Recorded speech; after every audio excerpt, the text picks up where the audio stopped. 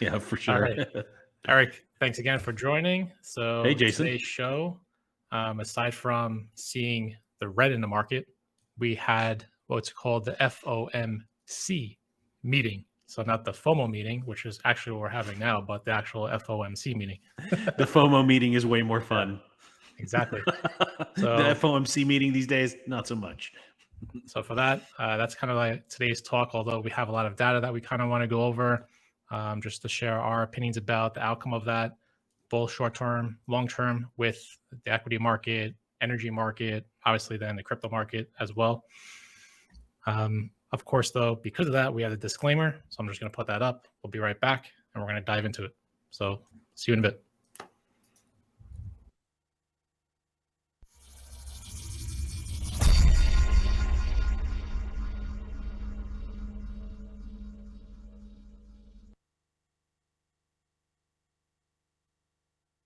One of the charts that I actually have here, I'll just put this on the screen. This is from good old Charles.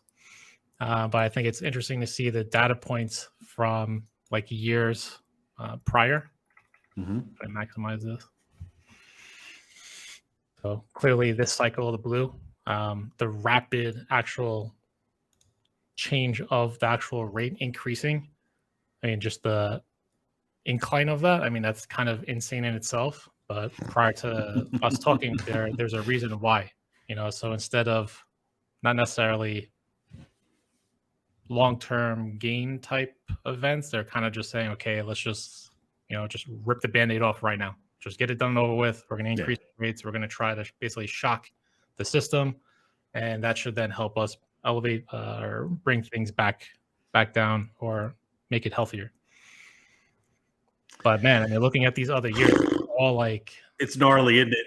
Yeah. This is a big difference. So okay, 2015 obviously being the most recent one. I mean, that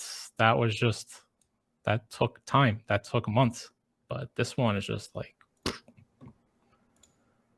and we see it across the markets. Again, we're not just focusing just on the crypto or equities or anything like that, but also just the real estate market in itself. People that are going out, applying for mortgages, refinancing, they're stuck right now. A lot of people are actually questioning whether or not they want to buy a property. I mean, literally, do we actually want to try to buy a home right now? Do we want to wait?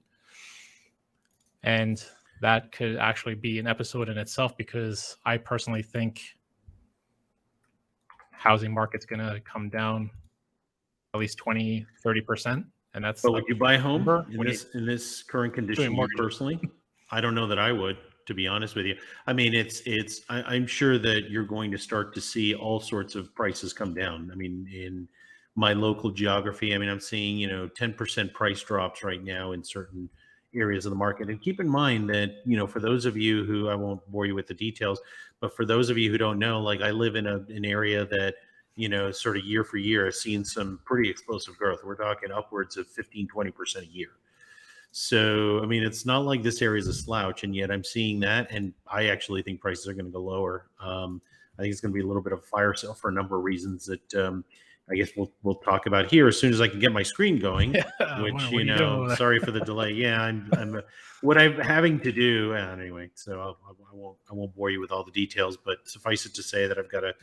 I had some things prepared to share with you all, and I'm going to have to switch browsers here, so that's what I'm doing. So anyway, okay, yeah, technical limitations. So let me see if I can go ahead and. So I do actually have, again, some friends that are mortgage brokers, loan officers, and a lot of prospect clients also. They are really asking that big question if they should be buying now or if they should be waiting. And the last time that I even talked to them was about a month ago, and guess what? The rate went up again. So, if they didn't actually follow through with that property, the rate is even higher than what it was before. So there's like this weird teeter-totter of, do we go for it or we don't? And the rate's only going to be going higher and higher and higher as we actually go along. Well, yeah, that's just it, right? Is over the long term, are you actually going to be in a worse position, not better necessarily? So let's talk about what's going on here.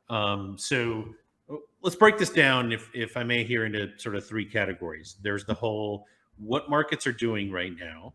There's what data we're seeing in the economy, and I can get into sort of technical analysis indicators. I'll tell you right now, like technical analysis indicators are of limited help, simply because the macro situation is really so clear that it's kind of hard to really sort of rely on technical analysis. My opinion, others may disagree. I'm not so much of a TA maximalist personally, but let's talk a little bit about this, right? So let's go ahead and take a look at the screen. So let's start with the obvious pieces right here. If I draw a line from here to here, and if I draw a line from the same point here to here, the pattern for those of you who are TA watchers becomes pretty darn obvious. This is basically a descending broadening wedge, right? So first touch point, second touch point, third touch point. Now this is BTC. Now watch what happens over here if we go into the Standard & Poor's 500. Oh, look at that. It's actually the exact same sort of pattern. So we've been saying for a long time on this broadcast that Bitcoin specifically and crypto in general, correlation. Ethereum is another thing. We'll talk about that later on. That one, proof of stake plus, the SEC talking about Ethereum nonstop has basically tanked Ethereum. So that's a whole special case. But again, so same thing, descending broadening wedge. In fact, third touch point, 1, 2, and then we're going on to 3. I suspect the retracement is going to be at 3,500, 3,600. Usually these descending broadening wedges actually hit sort of 3 touch points and then they sort of level off. But we'll see. I mean, we are somewhat in uncharted territory. Now, let me share with you why I think we're in uncharted territory. And then Jason, feel free to also jump on in. Give you guys a little bit of a highlight about the premium group, because Will had also shared his opinion on that as well, being the third and final touch point. So it looks like we're kind of almost there. So perhaps October could be somewhat of a rebound, or continuing some sideways action perhaps until next year.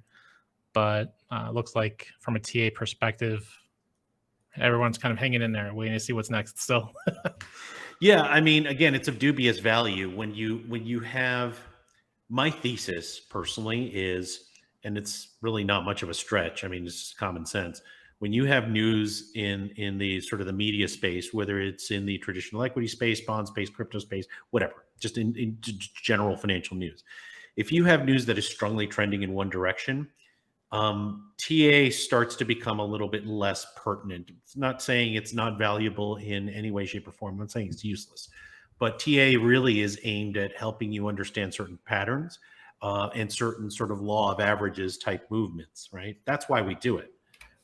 If you're think about it like climate, for example, right? If your average temperature in a location is, whatever it is, if you start seeing deviations from that going up, and seasonality wise is starting to shift, and you expect it to go down. So it's not so much looking at a cloud and seeing the image of a chihuahua in it, but it's more of a right. But it's more like you did as a little kid, I'm sure. But it's more of an indicator of how things revert back to the mean. Everything in TA ultimately revolves around sort of reverting back to means and historical patterns, right? And the thing is that we are somewhat in uncharted territory. So let me explain what I mean by that. So first of all, let's take a look at the CPI, the Consumer Price Index. Full disclosure, I'm going to use a lot of US-based data. Europe is not tracking all that differently. Certain other countries in places like South America and Asia are, again, not tracking all that differently. But just understand that this is what I have ready access to, so I'm going with this. So you'll see a different sort of breakdown here of major categories, all items 8.3. One thing to keep in mind, earlier this year, we were seeing a yearly adjusted, inflation number of about 6-7%. So the fact that we're holding at 8.3 means that inflation is kind of leveling off. So what's driving that?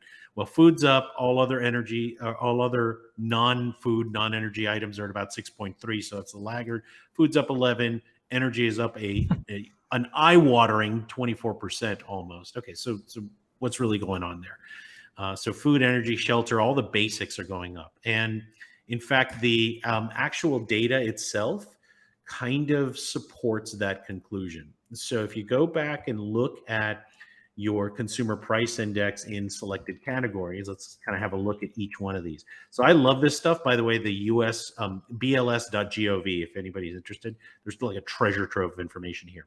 So if you look at all items, you can actually see adjusted inflation over a relatively long, sort of, 20-year period, if you will. And you've got all your options right up here, if you're wondering. So let's take a look at things like shelter, right? So we all generally feel as though, home prices have gone up. And then generally, yeah, that's kind of what you're seeing. You saw a dip in 2008. There was a recession. I'm going back into ancient history, back when the dinosaurs roamed the earth. But you'll see here that, there's a bit of a rebound, and, there's a slow growth. And that's kind of what you want to see. If you are an economic analyst advising, policymakers and all that, then you see a dip during COVID, and then boom, right back up. Yeah. Right. COVID. So that's the thing. Pandemic wasn't necessarily in anybody's outlook. Yeah, exactly. And But I wish I could draw a line on this. Yeah. But if you see from like cities to residential urban communities, that's kind of helped with the rush of that one. Exactly. It's slow growth, slow. It's going up, right? For sure. 3% a year, 2%, whatever the case may be. And then it drops to a low of 1.5%. And keep in mind, this isn't like a drop in shelter prices. This is a drop in how fast it's going up. Does that make sense? So it's not like we're dropping in terms of total price. It's more like we're dropping how fast it's going up, right? So you're looking at about a 1.5% back in February bump. And then now we're at, 5-6%. So anybody listening to this, if you have a home and you're watching it on Zillow, Redfin, or through a real estate agent, you kind of know that there's been a massive jump since December of 2020, right? I mean, you've seen it. If you're looking to get into a home, you probably are completely shell-shocked by, or PTSD'd by the incredible increase in properties that are pricing out a bunch of stuff, right? So, okay, so shelter's a problem. Let's take a look at other things. Of course, there's that form of stagnation, because now properties are starting to just stay a little bit, a few more weeks on the open market. It's taking longer to sell, so that can't continue. My guess is it's probably going to revert back to the mean, and we're going to go back to about 3%. Here, it may dip down to 2%, depending on how aggressive the Fed gets. Again, we'll talk about that a little bit. But medical care stuff, again, holds to a certain pattern, seems to be doing okay. Things like new vehicles, pretty massive spike here, and that is due to enough, the chip shortage. Yeah, the chip shortage because of COVID. So that's the first factor, COVID. That's leading to all of these issues. Second thing is, now let's take a look at energy in general. This axis has changed. This is not single digits anymore. This is, 25%. Look at this stuff. 30%, 23%. And again, this isn't a reversion back to the mean. This isn't, it going up or down, in totality. This is a 10% increase, a 6% increase, a 10% increase. It dropped down to a 5%, reduction or clawback, if you will, and we went right back up to 23. This is where we have all the debates about the efficiency of solar panels and giving back to your town. Look at this. Seeing a lot more of those. June 2022, 41% hike in energy prices. Crazy. Stop and think about that for a minute, and then stop and think about how that reverberates in the economy, right? So everything ultimately is a product of A, raw materials, B, labor, and C, energy, right? And that's kind of where we are right now. So this is fun to look at, and certainly these inflation prices are kind of scary, right? But let's take a look. It's fun to look about that. If that was an actual book and you're going into like a thriller or something, it's terrible. It's kind of scary. It's awful. It's awful, right? And so what has that resulted in terms of consumer price index, as it felt by urban consumers? And again, this is, US city average. So again, we're going back to the dark ages over here. But let's take a look at the 5-year chart. Okay. You can actually see that prices have steadily climbed since COVID. Again, no surprise. But what's difficult about this is the fact that you're seeing a jump from, again, sort of January 2020. The average there is 259 down up to 295. So, If you do the math, that's effectively what, 15, 20%, just right off the top of my head, increase. That's, I can't do math while I'm broadcasting, like, left brain, right brain trying to work together doesn't work. 20%. So then again, you're seeing the price index for all urban consumers. And again, if you go over to, if I share the following graph, let me switch over. You'll see again, this is housing, right? So again, everything is, sort of on a steady climb. But then if you look at the last 5 years, the chart really looks like it starts to pick up steam. In over a year, it's just straight up and to the right. If you go back all the way back to about 100 years ago, you'll actually see, yeah, oh my gosh, like this was actually a steady climb up. Real estate has been a good investment. This really started to pick up recently. So, okay, so what's driving all of that? So what's going to put all of this together, right? Well, one, again, COVID. Two, the war between Russia and Ukraine has really sort of spiked energy prices. So you have an increase in tech because of COVID and the slowdown in factories. And for those of you looking to buy like computers, laptops, anything, electronic, new cars, right? You're probably feeling that. Especially in Europe, you're feeling energy prices surge, right? But then here's the other part. If you take a look at M2, if you want to Google the definition of M2, as the Federal Reserve sort of defines it, feel free, but it's basically how much money is in circulation. It's actually cash in circulation. And you're actually seeing a pretty hard bump here since 2020. If you look at, exactly, right? So over a year, it's ugly enough, but if you start to go back to 5 years, 10 years, it really starts to get ugly post 2020. So what happened is putting it all together. So where's all this sort of coming together? So you have more dollars in the economy and more euros and more everything, right? You have more currency in general. You have less chips. You have less energy to go around, be it natural gas or petroleum. You have less fertilizer to go around. And so you have more money chasing less goods. We talked about that on last week's. Right? Yeah. It's very, very straightforward. Now, what does the Fed do about it in the United States? Again, the European Central Bank is probably looking at doing its own thing. And my thinking at this point is America's in for a bit of pain. Europe is in for a bit more pain, in particular the UK, right? Because Brexit has been pretty much a catastrophe. And I don't mean to alarm people when I say things like catastrophe, but it really has been pretty poor for the UK. Economically. So let's take a look at this Federal Open Market Committee. So before you jump into that, looking at the previous chart that you had, just looking at the actual date. M2. So the M2 chart. Yep. Let's go right back there. So looking at, I think it was the 5-year chart. Oh, this one's fine anyway. So just look at where 2020 actually is. Here's the inflection point right here. Yep. But so at the very start, so this is 2018 on the left, right? So at 14,000. So it's about 15. You're literally increasing the supply by like another 30%. Literally, and that all happens within like a 2-year time frame. 15 that in itself is just insane. Yeah, 15.3 billion on February 3rd, 2020. At the end, where we are here at the end of the chart, which is August 1st, you're looking at 21.7 trillion. So we went from 15.3 to 21.7. That's a huge change, but I'm just talking about like the duration, that period compared to when you zoomed out of everything else. A lot of it was just printed at that very moment. It's bonkers, right? Insane. So, yeah, this is your decline in purchasing power, right? And so this is the problem. This is exactly the problem.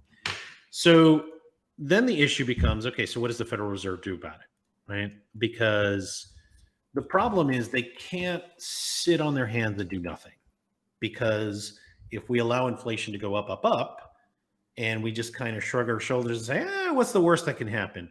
Then you get the 1970s. Most people listening to this probably weren't born in the 1970s, and I myself was sucking my thumb and a pacifier, and I was a toddler basically in the late 70s. So I don't remember it firsthand, but I can tell you, looking back at the data, what they did was they basically saw stock market go up, prices go up, all these sorts of things happen, And then two things happened sort of in the mid 70s. One is energy costs started skyrocketing because of an embargo and all that sort of stuff. Sound familiar? And the second is that they had years of unchecked inflation go up. So what happened is by the end of by the time you hit 1980, I think, the inflation rate was insane. It was double digits. So the stock market basically just tanked. It basically just went sideways for a good 10 Another years. cycle. Yeah, it's terrible. So you couldn't get back to growth. You couldn't get back to, seeing 401k plans and pension plans grow. You couldn't get back to, employees garnering more wages through increase in GDP. Like none of that stuff could happen. It was basically just stillborn for about 10 years. And this is what they're trying to avoid. So if you take a look at their, latest statement right here, that would be September 21st, 20 to 21st right here. So it's about midweek as we talk about this. I'm going to click on the PDF. And then, they start with recent indicators point to modest growth in spending and production. You have to start on a high note because otherwise you scare the bejesus out of the markets. Yeah, no one's reading that story anymore. Traders soil their pants and then everybody just completely goes, you have a run on the stock market. So they know to do that. The one positive thing that we're seeing is job gains have been robust, right? And that is true. And I can go dig into those numbers. But the bottom line of that is that we had such a pullback during COVID that we're now seeing a lot of that resurgence, right? It's kind of just going back to where it was. Exactly, right? Not really an increase. It's returning back to the normal, as we said before. Correct. This isn't, this whole thing that's sort of on the web right now, quiet quitting and all this sort of stuff, which I think is a terrible name. This that everywhere now. It isn't quitting. This, right? It's people were not working in 2021 and they're now working in 2022. So that's the way to read this. And then they went right for the jugular here. Russia's war against Ukraine causing tremendous amount of human and economic hardship, and so on and so forth. So I'm not going to go ahead and read the entire statement from Jerome Powell, but you can basically read it for yourself, and we can go ahead and provide a link so that you guys can read this. It's about 4 pages. It's very, very easy read. So here are some of the basics. Number one, this is, this week we saw the third 75-point basis hike in a row. So if you don't know what basis points are, 75 basically means 75% of 1%. So what that does is that puts us at a federal funds rate of 3.25. That's relatively high.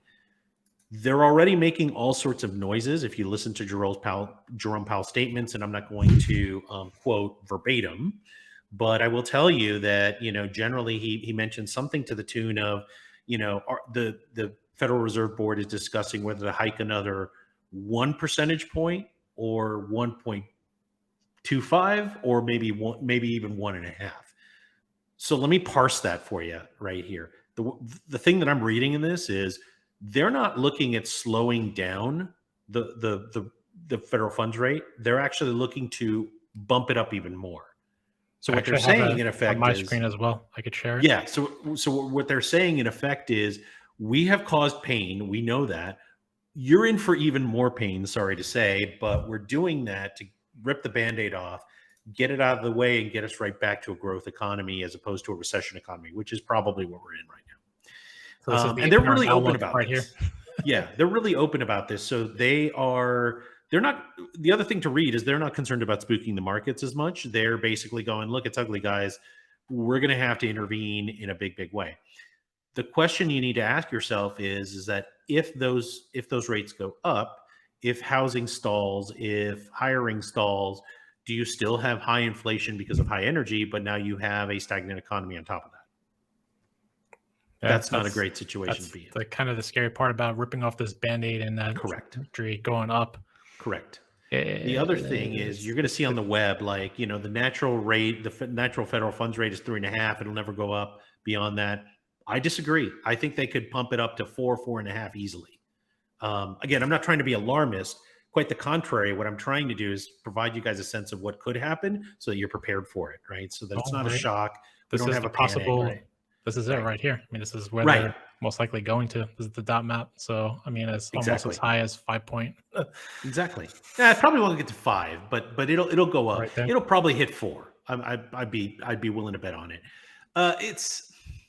It's tough. And again, I want to stress that this isn't doomsday. This isn't, I probably sound like Dr. Doom here, right? It's not that. It's, inflation is a major problem right now, and they're doing everything they can to tame it down as quickly as they can. So rather than, sort of work through a soft landing that takes 2 years, they would rather try to implement a soft landing that takes 3 months. So that's kind of the thinking behind that. And if you think about it, irrespective of how you feel about, the Federal Reserve Bank as an entity and all that, and I have serious issues myself, but that actually seems to be the right way to do this, is if we can engineer a soft landing in 3 to 6 months and then go right back to, fairly robust economy, that's a good thing. But that's the catch, though. That's the scary thing about shooting that's the other up thing, so high, right? to then try to bring it back down. So right. So again, I'm just armchair, economist here, right? I'm certainly not qualified to provide anything remotely approaching a PhD economist educated, opinion. But to me, I look at it. That's the way I look at it that way. That's the way I look at it. The other thing to understand here is it really doesn't matter whether you think or I think or we think we're in a recession. It actually matters what they think. Yeah. So if they see CPI cooling off and they see us dipping into recession territory, that's probably when they're going to pull back. That's what they're looking for. A, is inflation coming down or at least stagnant? And B, are we seeing signs that the U.S. is moving into very slow growth mode, 1%, 2% type growth? That's recession territory. If they keep watching inflation, by the end of the year, inflation doesn't keep increasing, and there's this general sense that hiring is cooling off, and we now have, we're now in a bit of a recession for a quarter or two, that's what's probably going to get them to pull back. Otherwise, they're just going to keep piling on, right? That's probably what's going to happen. I think that's also another sense that some may not understand. This isn't something that's always going up a third of a point, whatever it might be. It could always just change it to elastic. So whatever has to be applied. So like a doctor, they're looking at the patient, which is basically the economy, and saying what's the best medicine for right now. The patient gets healthier, then all of a sudden they're like, all right, we'll remove all these medications. Try to do what we can. So they could always drop it down over a point basis, just to give it another shock coming back down. It goes back and forth. That's right. But I got one interesting question out of this, though, because looking at the amount of money theoretically, again, well, basically that was printed, the amount that increased. Right. So your dollar value has gone down with everything that we talked about, just putting it kind of all together. But all this money is basically floating around. Right. Where is this money, though?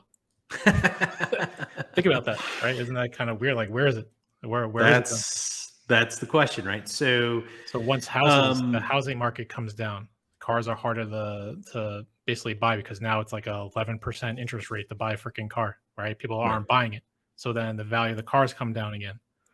But where's all that money, though? A few things. Number one is because of the fact that people are retrenching and some are quitting their jobs and starting businesses, and I'm actually seeing an uptick of that, so that's a good thing, right? Everything that I've looked at in terms of data, business starts, whatever, is going up, right? So it's on the uptick. So that's a good sign. That's a very good sign. But it also tells me that people have socked away a little bit of a nest egg. Not everybody. I mean, there will be people that will go through immense pain in the next three to 6 months. That's likely to happen. That being said, there's a lot of people who have the ability to pull away a little bit and retrench, get educated, start a business, do other things, right? So I'm seeing a little bit of that. So where's the money? Well, it's distributed about. The other thing to keep in mind is that we had the, paycheck protection program. So a lot of money was handed over to businesses. They in turn paid employees, ostensibly using that paycheck protection, and many of them applied for forgiveness. So that means essentially the government was directly funding payrolls. Oh, there's a lot of people that perhaps also use that to their advantage also. Correct. Which are cracking down on, I know that for sure. And they need to, right? But ultimately, who pays for that? We do, right? So all we did was we effectively put those payrolls on the national credit card and we kicked the can down the road. That's also part of what's happening here. So yeah, it's one of those things where, look, I mean, The other thing that everybody talks about, particularly one political party in the U.S., is the debt, the national debt. They're clearly going to inflate it away. I mean, that's obvious. They're already doing that. So be it. Right? They're going to keep printing dollars. They have been printing dollars. They're probably going to keep doing it to some extent, although they're probably slowing it down a little bit. So I'm less concerned about that. I'm a little bit more concerned about where that money is going, right? And if there is enough of a demand-based economy, upswing in 2023 to get us out of this. That's going to be the key thing to watch. Because ultimately, if gas prices, natural gas prices, sort of energy prices in general, fertilizer prices, basic products, and by the way, like things like wood and steel are actually going down, right? So this is mostly energy.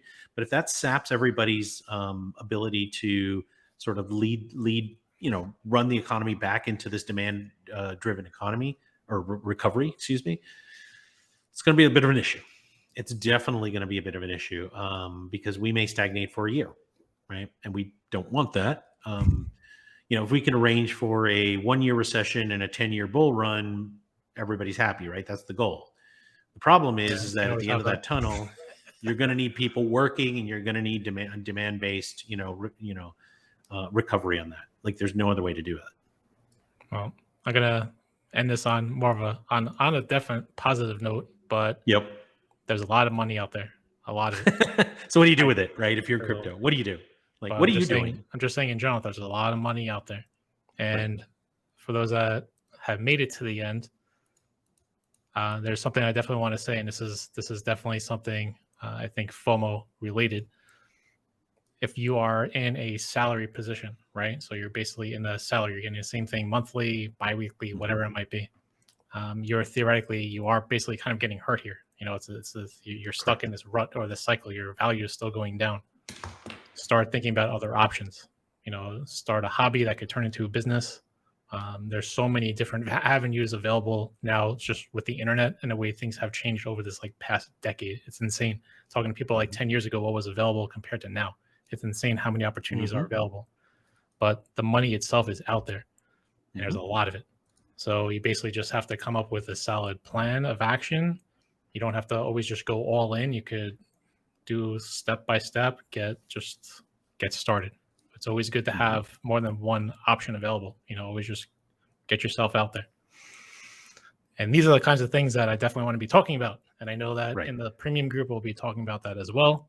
Yep. So there's a connection with that for sure.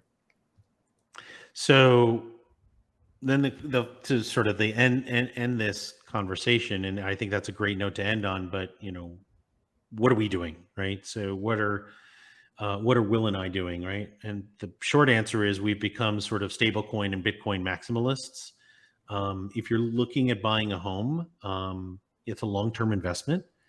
I would say if you're sort of anywhere in that camp, just kind of hold off for 3 months and see where things are, because you're probably going to get better deals. I wouldn't hold off much beyond that. I wouldn't put your life on hold if you've got kids, if you're moving, if you got a new job. Try to time it to where you're looking at buying sort of at the end of the year. You're naturally cyclically going to get great prices in that time of year anyway. But don't entirely put your life on hold. It's not the end of the world. I mean, it's going to be painful for a few months, and crypto markets are not going to be great for a few months. Let's be honest. But the Federal Reserve is, in theory, at least doing the right things. Again, the question mark is can we flood more energy into the markets? And I don't mean energy as an excitement. I mean literally petroleum, natural gas, solar, wind, like that sort of stuff. That's going to be the key to recovering. We manage that properly, and we manage to not have too much money chasing too few goods out there. We'll be fine. It's just going to be a little bit of a pain, and then we'll recover probably in 2023. I kind of see things going. There's only so long that this kind of trend could actually go on for also. I mean, that's just cyclical in that aspect. You're right. All right. Let's end on that note. All the links below. So I'm going to actually share that the tweet that I mentioned at the beginning, just because I think for entertainment, it's kind of interest. Because again, I think that was the moment of which right after the FOMC meeting to then see that full of just crazy liquidation, which happens. That's where things are relative. Somebody loses $100,000 and they're like, and then somebody else loses it and they're like, damn, it's all over the place. the premium group. So the Flourishing Capital Premium Group, the link for that will also be below. We share a lot of this type of data and information there. So with community members from Will, Eric, I'll start obviously posting stuff in there as well. That link will be below. So check that out. In regards to more info about the community group, we'll have some more information about that. We'll have more info soon. We've been stay working tuned on a few things. Yeah. All right. So don't forget to hit that like button, subscribe. See you guys again. See you, Jason. See you, community.